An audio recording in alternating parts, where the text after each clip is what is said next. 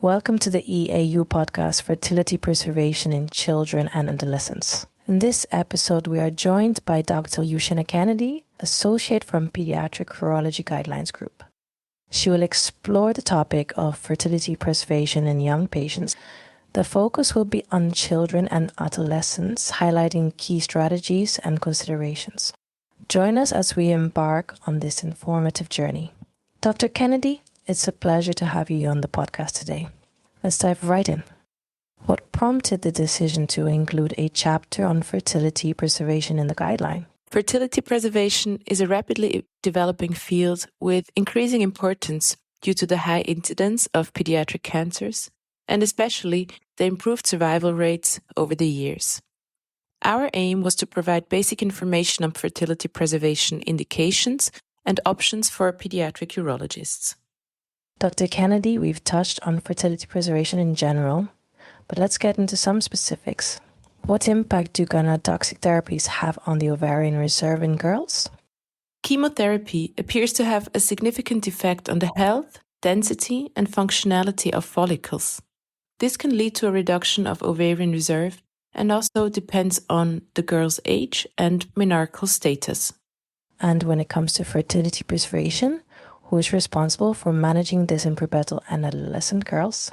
It is advised to have a pediatric multidisciplinary fertility preservation team that considers the toxicity of the planned therapy, the age, and the menarchal status, as well as ethical and financial considerations. What options are available for preserving fertility in these girls, and what kind of outcomes have we seen from these procedures? Ovarian tissue retrieval is performed by removal of an entire part of an ovary, usually by laparoscopy.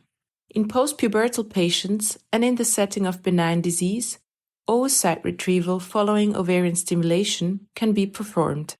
For patients with the need for brachytherapy of the pelvis, ovarian transposition can be performed. The ovarian tissue can be reimplanted orthotopically, for example, in the ovarian fossa, or heterotopically, meaning in other locations. This can be used for endocrine purposes.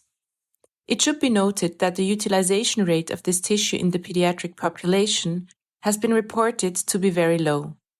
There are case reports of induction of spontaneous puberties and pregnancies in a few cases. However, more long-term studies are needed. Shifting to boys, can you share your thoughts on cryopreservation for pubertal and adolescent boys? Firstly, gonadoprotective measures aiming at protecting the prepubertal testes from irradiation and chemotherapy should be the first measure.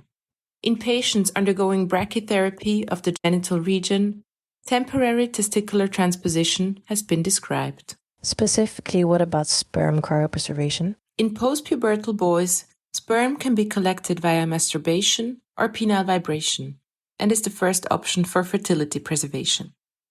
Cryopreservation of testicular tissue in prepubertal boys is still experimental and should be carefully explained to caregivers and patients by a multidisciplinary team. For benign conditions, such as Klinefelter syndrome, with the potential risk of germ cell loss prior to puberty, cryopreservation has been proposed, but remains controversial and experimental.